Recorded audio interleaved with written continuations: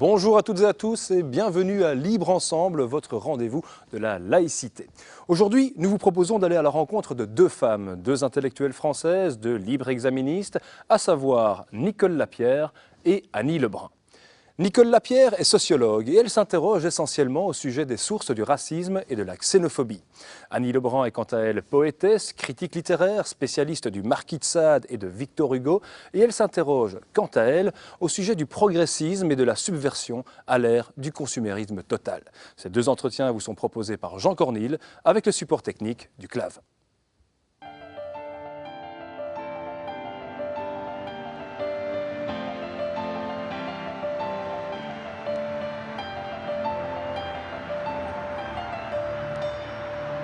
Nous sommes aujourd'hui à Paris, devant le monument par lequel la République française rend hommage à toutes les victimes du racisme et de l'antisémitisme. Nous sommes aussi à quelques mètres du Vel'd'Hiv, ce vélodrome d'hiver qui symbolise la rafle des Juifs pendant la Seconde Guerre mondiale. Pourquoi ce lieu ? Parce que je vous propose aujourd'hui une rencontre avec la sociologue et anthropologue Nicole Lapierre, directrice du centre Edgar Morin et dont la famille d'origine juive polonaise a pu éviter le génocide de la Deuxième Guerre mondiale. Nicole Lapierre a écrit un merveilleux petit livre, Pensons ailleurs, où elle dresse le portrait de tous ces intellectuels briseurs de frontières. Je vous propose maintenant une rencontre avec Nicole Lapierre.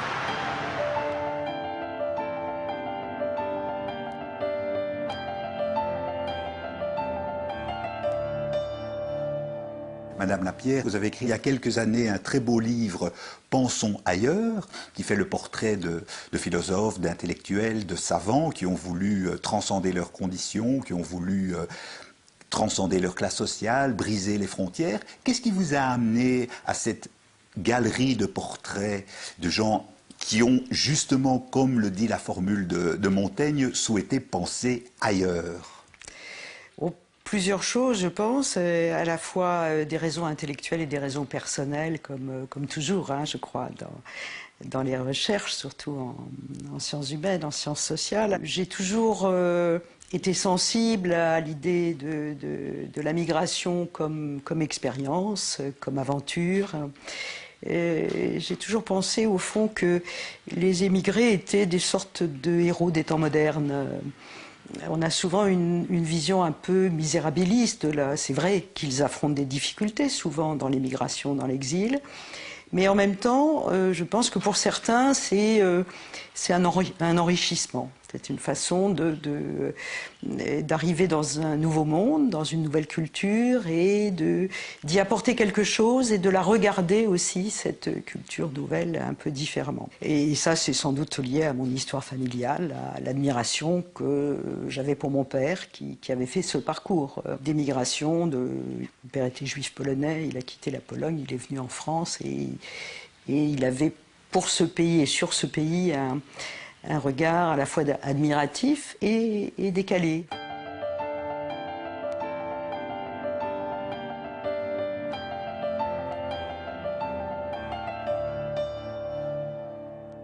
Vous parlez beaucoup de l'exil, vous parlez beaucoup de l'errance. Quel est le regard que vous portez aujourd'hui avec la mondialisation sur justement les déplacements de population, les difficultés, je dirais, qu'a par exemple l'Europe un peu forteresse par rapport effectivement à toute la misère, si j'ose dire, en caricaturant un peu du tiers-monde qui frappe à nos portes de pays développés? Je pense que il y a dans ces populations qui frappent à nos portes, on ferme les frontières, on contrôle, etc. Mais en même temps, ceux qui veulent partir, avec une telle détermination, parfois ils essayent plusieurs fois de passer la frontière, ils recommencent, ils risquent leur vie. Ce sont les plus aventureux, les plus déterminés, ceux qui veulent partir alors que souvent ils ne connaissent pas la langue, qu'ils n'ont très peu de liens, donc c'est difficile de partir. Ils veulent partir pour une vie meilleure, ils veulent partir pour aussi améliorer la vie de ceux qui laissent derrière eux. Donc ce sont des gens estimables. C'est la première chose, je crois, qu'il faut dire. Ils sont souvent, c'est l'émigration clandestine, il y a une espèce de stigmate. Ils sont vus comme une masse de gens pressés, comme ça, qui se pressent à nos frontières. Il doit y avoir des politiques d'accueil, des politiques migratoires, etc. Mais il faut déjà d'abord dire que vouloir partir, vouloir vivre ailleurs, dans une autre langue, dans une autre culture, et se donner des chances dans la vie, c'est positif, c'est une qualité. C'est plus difficile que de vivre tranquillement dans une vie confortable, dans le monde où on a toujours vécu. Il y a plus de caractère et de volonté parfois dans ces démarches.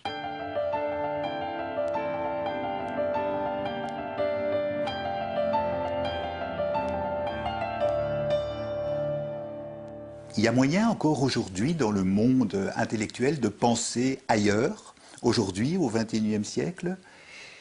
Oui, bien sûr, il y a toujours moyen de penser ailleurs. Et penser ailleurs est facilité, pas toujours, par le fait d'avoir une sorte de mobilité personnelle, que ce soit la mobilité de la migration, la mobilité sociale, éventuellement la mobilité sexuelle. La mobilité peut donner un désir au contraire de conformité, je ne veux pas du tout idéaliser. Mais elle peut aussi donner cette capacité à regarder différemment le monde, à élaborer une pensée critique sur le monde. C'est-à-dire celui qui n'est pas d'emblée installé là où il est, qui n'est pas nécessairement complètement à sa place, peut avoir une pensée déshabituée sur la réalité qu'il regarde. Cette pensée déshabituée fait que ce qui est évident, ce qui est banal, pour lui n'est pas évident, n'est pas banal, mérite d'être interrogé. Et cette interrogation peut déboucher sur une pensée critique, inventive sur la réalité. Mais on peut penser ailleurs, je dirais comme une sorte de démarche intellectuelle, sans être un émigré, sans être sans être un transfuge social, mais par une sorte de décision, de positionnement dans la connaissance, où on décide de déconstruire les évidences. On peut jouer à l'étranger pour essayer de mieux comprendre sa société en se décalant un peu, en la regardant, en étant dedans et en la regardant en même temps du dehors, en étant dans une position comme ça de va-et-vient du regard, du questionnement, des exigences aussi.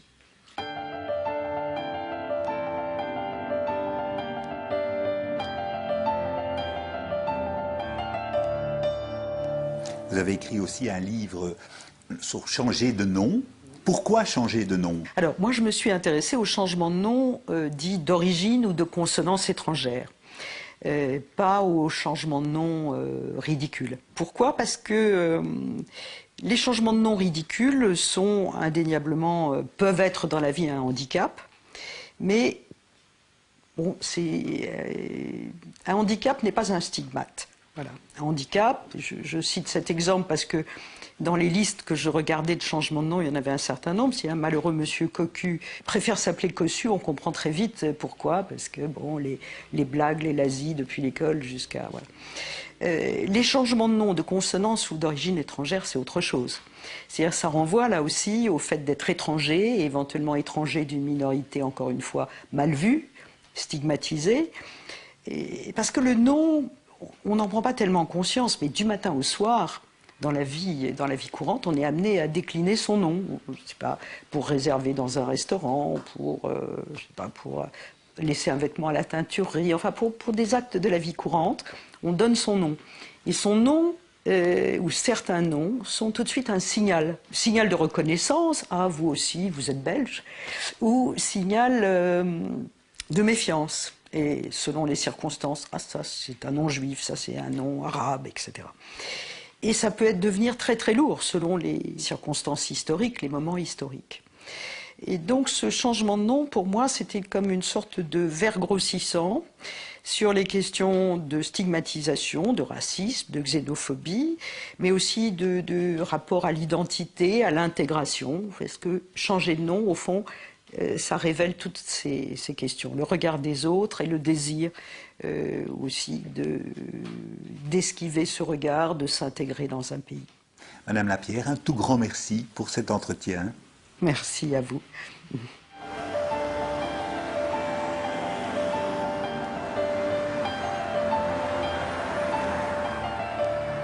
Je suis place de la Bastille, là où fut emprisonné le marquis de Sade en 1785.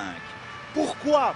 Parce que je vous propose une rencontre avec la poétesse Annie Lebrun, spécialiste des œuvres du divin marquis. Cette critique littéraire a d'ailleurs produit il y a quelques années un très beau livre du trop de réalité. Place maintenant à une rencontre subversive et attachante avec Annie Lebrun.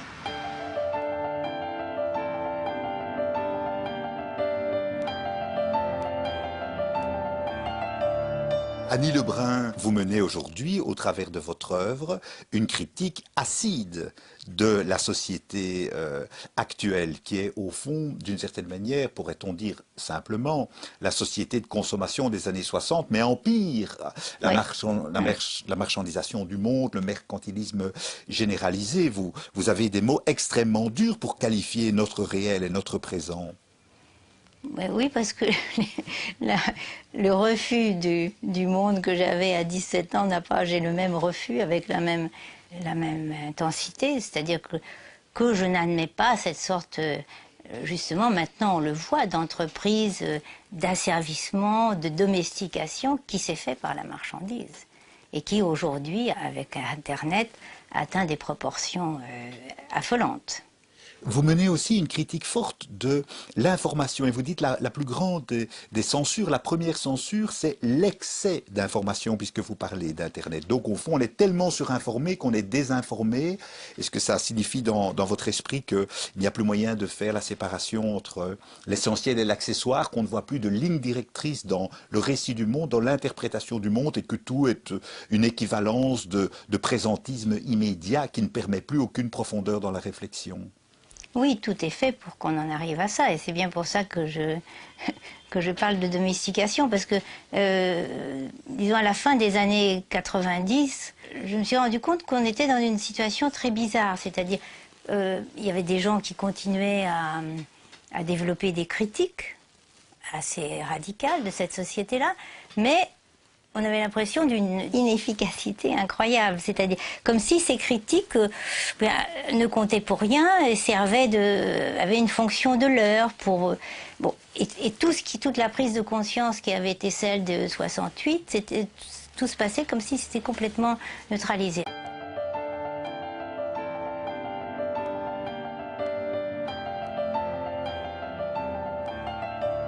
Annie Lebrun, les impasses de la planète aujourd'hui, est-ce que ce n'est pas aussi une forme de signature de l'échec de la raison?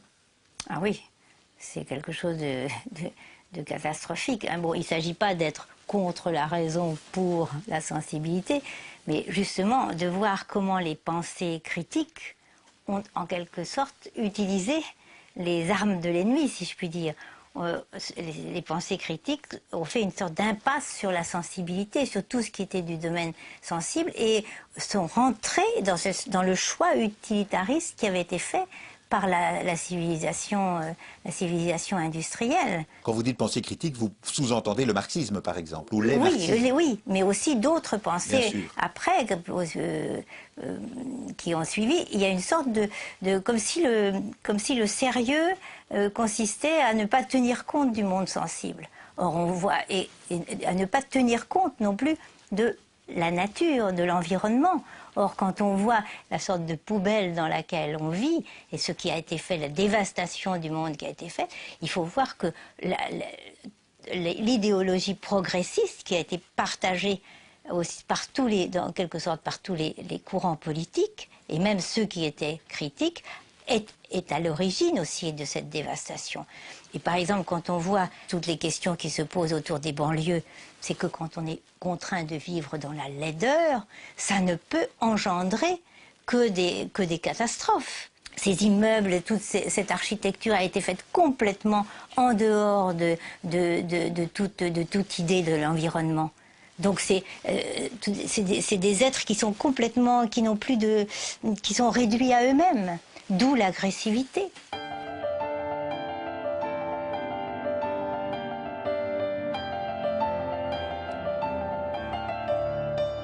Dans un très passionnant entretien à Philosophie Magazine, je vous cite, vous écrivez « Une des plus grandes formes d'aliénation aujourd'hui réside dans le fait de ne pas voir que tout se tient. Ouais. » Je pense que c'est un sujet auquel vous êtes particulièrement attaché, l'interrelation, le lien qui n'apparaît plus entre les différentes formes, les différents aspects de l'expression de la vie, dirais-je. Oui, donc ça, c'est une des choses peut-être les plus importantes, parce que, bon, la critique que je fais de ce monde-là est assez radicale, mais il y en a d'autres critiques. Hein, il y a beaucoup de gens qui mènent, même c'est presque devenu un genre littéraire maintenant. Et on pourrait dire presque qu'il y en a trop de ces critiques-là. Mais la différence de la position, ma position de celle de beaucoup d'autres, c'est que, à mon avis, tout se tient. Et ça, tout est fait en sorte pour qu'on ne le voit pas. Vous écrivez toujours dans ce même entretien que justement la culture de masse correspond au crabe reconstitué, le matraquage médiatique au plus acide, le relookage des villes à la chirurgie esthétique. Donc vous avez, je trouve, une vision à la fois poétique, lyrique et englobante de la réalité contre justement cette conception managériale de compartimentation, de dissémination, de séparation des choses. Oui, c'est le propre justement de cette civilisation industrielle et de l'idéologie technicienne qui est de séparer les domaines et de ne les envisager que d'un point de vue fonctionnaliste. Et il faut surtout empêcher de voir que justement que tout se tient. Et alors ce qu'il y a d'intéressant, c'est qu'au fur et à mesure, on a commencé à le voir quand il y a eu les catastrophes. Et que catastrophe après catastrophe, on a vu que telle chose pouvait entraîner telle autre. Et ça, c'est très important parce que on arrive maintenant, un peu tard, mais à une prise de conscience qui, malgré tous les efforts qui ont été faits pour justement masquer cette sorte d'emprise incroyable maintenant sur nos vies, bon, les gens commencent à le voir. Ce qu'il y a d'intéressant, c'est que c'est aussi la manifestation dans des lieux différents, à des moments différents, justement d'un refus de ce monde-là, en particulier avec le mouvement des indignés, avec la révolte des Pussy Riot, par exemple. C'est ça qu'on voit. Tout d'un coup, il y a une sorte de prise de conscience. C'est-à-dire, on voit bien aussi dans le domaine financier, après toutes les catastrophes qu'il y a eu. Maintenant, on commence à voir à quel point tout se tient. Et ce qu'il y a aussi de remarquable, c'est que jusqu'à ce qu'il y ait ces catastrophes-là, tout le monde parlait de mondialisation sans voir à quel point tout se tient. C'est-à-dire comment, par exemple, les catastrophes financières qui ont eu lieu récemment correspondent aussi aux dévastations qui sont faites sur l'environnement. C'est le même mouvement. Et tout ça, c'est lié. Et là, ce qu'il y a quand même de particulièrement intéressant, c'est de voir que pendant des années, on nous a seriné qu'il n'y a pas d'alternative, essayant de nous faire croire qu'il n'y avait que la réalité économique. Tout d'un coup, on voit que cette réalité économique qu'on a voulu fabriquer est en train de s'écrouler de tous les côtés, ne tient pas, et puis que, eh bien, il y a des alternatives.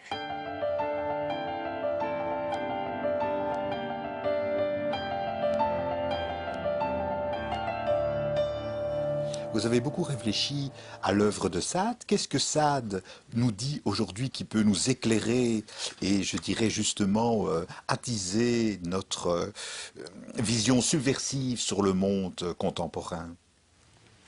D'abord, Sade a quand même fait une sorte de révolution en voyant le premier à quel point l'énergie qui est la nôtre est quand même liée au désir.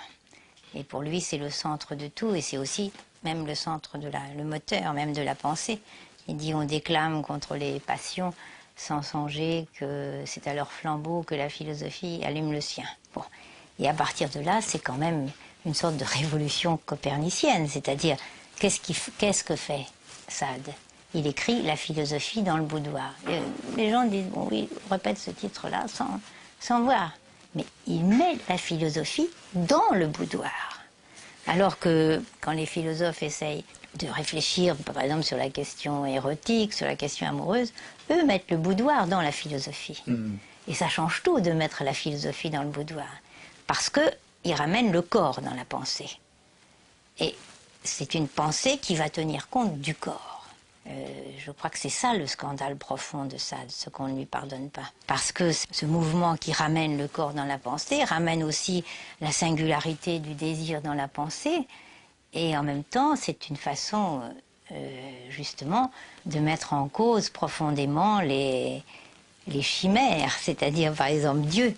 Oui. Par exemple, et aussi toutes les formes de dévotion. Et c'est pour ça que Sade peut être utile. Parce que en montrant à quel point le désir est lié à notre singularité, à quel point la pensée et la singularité de la pensée vient du désir, Sade aussi nous donne les moyens de mettre en cause toutes les abstractions au nom desquelles on a servi l'homme. Que ce soit la religion, que ce soit Dieu, que ce soit l'idée de l'homme, l'idée de la nature. C'est-à-dire, c'est tout d'un coup, Sade permet de saper à la racine toutes les formes de dévotion. J'ai repris une de ses phrases où il écrivait « Dieu est le seul tort que je ne puisse pardonner à l'homme Oui, c'est ça. » Une très belle phrase. Oui, c'est une très belle phrase, mais et aussi, je pense qu'il y a aussi, c'est d'autant plus, cette pensée-là est d'autant plus forte, c'est qu'elle traque aussi toutes les formes de dévotion, au-delà du phénomène religieux.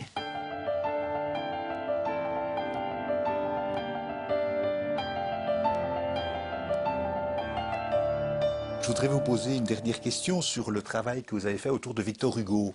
Oui. Puisque vous avez fait un très beau livre, Les arcs-en-ciel du noir Victor Hugo, au travers des dessins, des croquis de Victor Hugo. Là aussi, comment cet immense poète, cet immense écrivain peut-il irriguer aujourd'hui notre réflexion sur notre réalité, notre contemporain? D'abord par l'ampleur de vue de Hugo. Son ampleur de vue est telle que on ne va pas combattre pour une liberté. On combat pour toutes les libertés. Pour lui, toutes les libertés se tiennent. Bon, il a dit cette phrase merveilleuse qui est « Sauvons la liberté sauve le reste ». Mais pour lui, il n'y a pas une direction. Et de ce fait aussi, c'est de voir que quand j'ai parlé de l'ampleur de vue, elle est liée aussi à sa vision poétique du monde, qui lui permet à la fois de refuser ce qui est, mais en même temps de miser sur ce qui n'est pas. Et c'est ça dont on a besoin aujourd'hui. Et il y a aussi dans un texte extraordinaire qui s'appelle Le Promontoire du songe, Hugo dit « On fait sa vie comme on fait son rêve ». Un tout grand merci à vous pour cette belle rencontre.